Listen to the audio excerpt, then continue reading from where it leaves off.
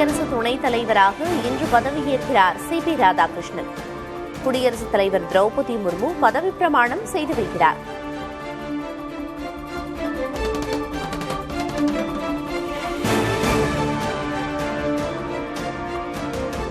வெள்ளத்தால் பாதிக்கப்பட்ட உத்தராகண்டுக்கு 1200 கோடி ரூபாய் நிதி உதவியை அறிவித்தார் பிரதமர் மோடி. மக்களின் இயல்பு வாழ்க்கையை மீட்டெடுக்க அனைத்து உதவிகளையும் மத்திய அரசு செய்யும் எனவும் உறுதி.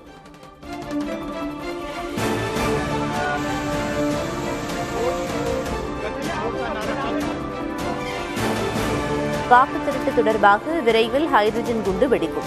பாஜகவுக்கு ராகுல் காந்தி மீண்டும் எச்சரிக்கை.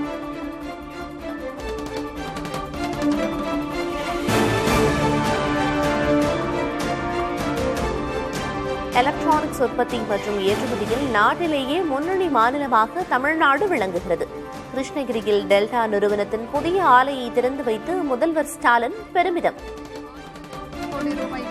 இந்தியாவோட முன்னணி எலக்ட்ரானிக்ஸ் ப்ரொடக்ஷன் அண்ட் எக்ஸ்போர்ட் மையமா தமிழ்நாடு விளங்குகிறது.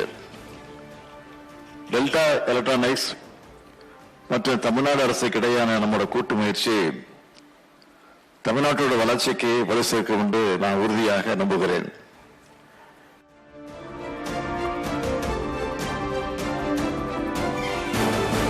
பாட்டாளி மக்கள் கட்சியிலிருந்து அன்புமணியை நீக்கினார் ராமதாஸ்.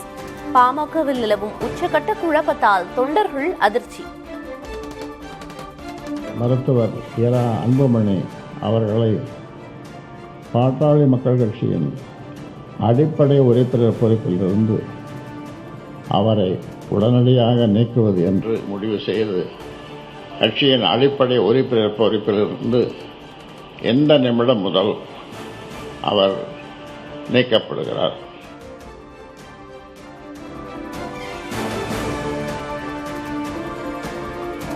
தேவைப்பட்டால் அன்புமணி புதிய கட்சியை தொடங்கட்டும் என ராமதாஸ் யோசனை.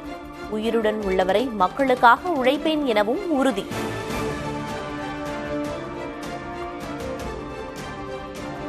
நீ வேணும்னா ஒரு தனி கட்சி ஆரம்பிச்சுக்கோ. இப்பொழுது சொல்லுகிறேன், நீ ஒரு தனி கட்சி ஆரம்பிச்சுக்கோ. ஒரு தனி மனிதன்.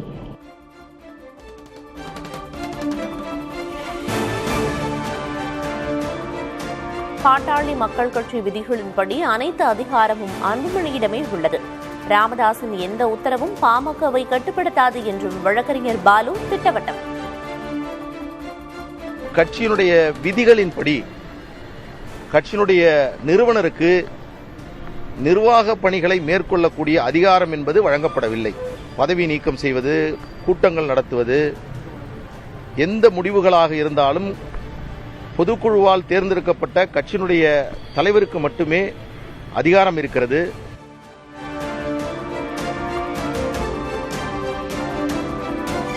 அன்புமணியை நீக்கும் அதிகாரம் ராமதாசுக்கு உண்டு. பாமக பொதுச் செயலர் முரளி சங்கர் திட்டவட்டம். ஐயா அவர்களுக்கு அதிகாரம் இல்லைன்னு சொல்லக்கூடாது. அது அவர் சொல்றது அது மிகப்பெரிய தவறு. ஏன்னா இந்த இயக்கத்தை உருவாக்கியவர் டாக்டர் ஐயா அவர்கள். ஐயா அவர்களால் தான் அவரே நியமனம் செய்யப்பட்டார். ஐயா அவர்களால் தான் எல்லாருக்கும் பதவி கொடுத்துருக்காங்க, பொறுப்புகள் கொடுத்துருக்காங்க, எம்எல்ஏக்களை உருவாக்கியிருக்காங்க, எம்பிக்களை உருவாக்கி ஐயா அவர்கள் தான் இது எல்லாமே செஞ்சிருக்காரு. ஐயா அவர்கள் தான் அந்த விதிகளையே உருவாக்கியிருக்காரு. அந்த விதிகள் உருவாக்கியவரையே பார்த்து உங்களுக்கு அதிகாரம் இல்லைன்னு சொல்றது உண்மையிலே கண்டிக்கத்தக்கது.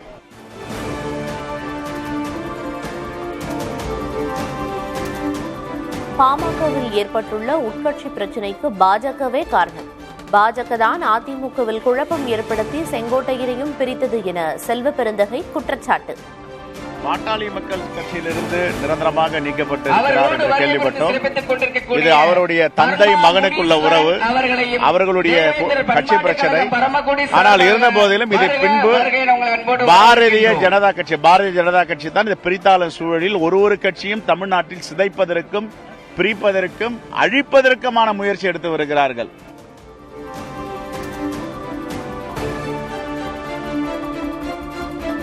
திமுக அரசால் தேமுதிக பரப்புரைக்கு நிறைய இடையூறுகள். மின்கம்பங்களின் விளக்கை திடீரென அணைத்து விடுகிறார்கள் என பிரேமலதா விஜயகாந்த் குற்றச்சாட்டு. பெரிய கம்பத்துல லைட்ஸ் இருக்குல்ல, மொத்தம் ஆஃப் பண்ணிடுறாங்க. வழி நடுக்க லைட்ஸ் ஆஃப் பண்றாங்க. நிறைய பிரச்சனை இருக்குங்க. அதெல்லாம் நாங்கள் மீறி தான் இன்னைக்கு தலைவர் கேப்டன் இந்த கட்சியை வளர்த்து கொண்டு வந்திருக்கேன். அதனால் நாங்கள் கவர்மெண்ட்டை நம்பியே போகிறது இல்லையா. எங்கள் வண்டியிலேயே லைட்டு, கேமரா, மைக்கு எல்லாம் செட்டப்போட தான் போகிறோம். அவங்க லைட்டை போட்டாலும் சரி போடாட்டியும் சரி எங்கள் பயணம் தொடரும்.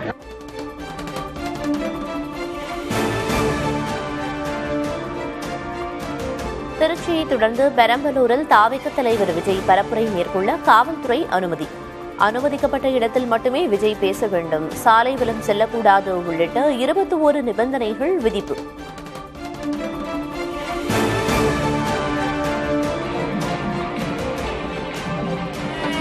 ராசிபுரத்தில் பண்ணையம்மன் கோயில் தேர் திருவிழா கோலாகலம்.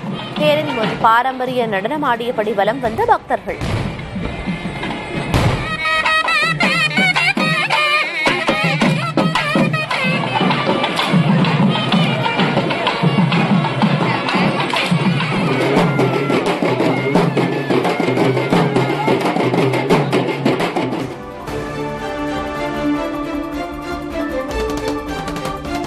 கடலூர், உளுந்தூர்பேட்டை, அருப்புக்கோட்டை, சிதம்பரம், முசிறி என தமிழகத்தின் பல்வேறு பகுதிகளிலும் பரவலாக மழை. கனமழையால் வெப்பம் தணிந்து குளிர்ச்சியான சூழல்.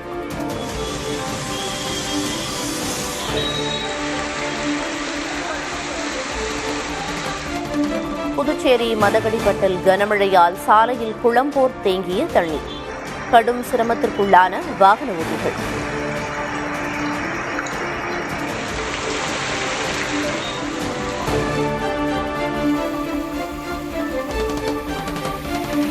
மயிலாடுதுறை, நாகை, கடலூர், விழுப்புரம் மாவட்டங்களில் இன்றும் கனமழை. புதுச்சேரி, காரைக்காலுக்கும் கனமழை எச்சரிக்கை.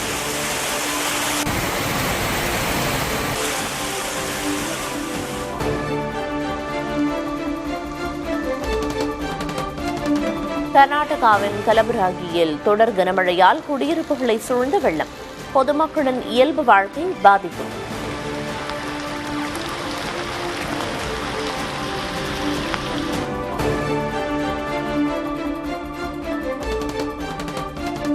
டெல்லியில் தொடர் கனமழையால் தொற்றுநோய் பரவல் அதிகரிப்பு.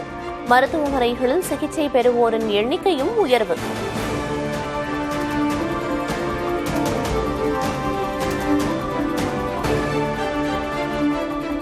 அதிகரிக்கும் டெங்கு, மலேரியா காய்ச்சலை தடுக்க உடனடியாக நடவடிக்கை எடுக்க வேண்டும். மாநில முதல்வர்களுக்கு மத்திய சுகாதாரத்துறை அமைச்சர் JP நட்டா அறிவுறுத்தல்.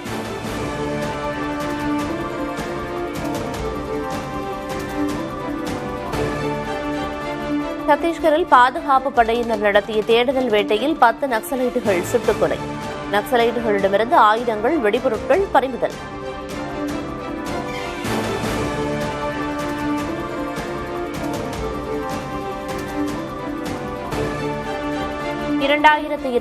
மார்ச் மாதத்திற்குள் சிவப்பு பயங்கரவாதம் ஒழிக்கப்படுவது உறுதி. மத்திய உள்துறை அமைச்சர் அமித்ஷா திட்டவட்டம்.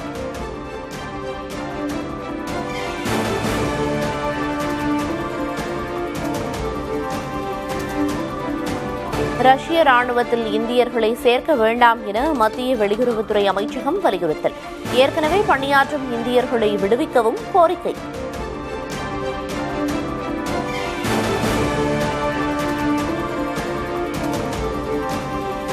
வன்முறையால் பாதிக்கப்பட்டுள்ள நேபாளத்தில் இடைக்கால அரசை அமைக்க ஜென்சி குழுவினர் வலியுறுத்தல். மக்களின் ஆதரவு பெற்ற முன்னாள் தலைமை நீதிபதி சுஷீலா கார்கியிடம் பல்வேறு தரப்பினர் பேச்சுவார்த்தை.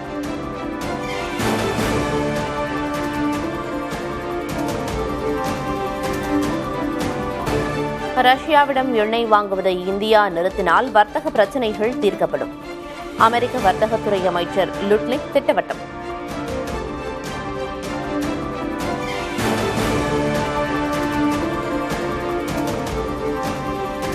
ஆசிய கோப்பை கிரிக்கெட்டின் லீக் ஆட்டத்தில் ஹாங்காங் அணியை வீழ்த்தியது வங்கதேசம்.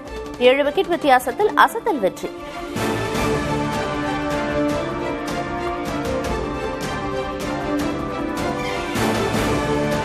BCCIயின் தலைவர் பதவிக்கு சச்சின் டெண்டுல்கர் போட்டியிடுவதாக வெளியான தகவல் முற்றிலும் வதந்தி என சச்சின் தரப்பு விளக்கம். கடந்த காலங்களில் பலவீனமான மனநிலையுடன் இருந்து வந்ததாக நடிகை சமந்தா ஓபன் டாக். எப்போதும் இல்லாத அளவிற்கு தற்போது மகிழ்ச்சியாக உள்ளதாகவும் உருக்கம்.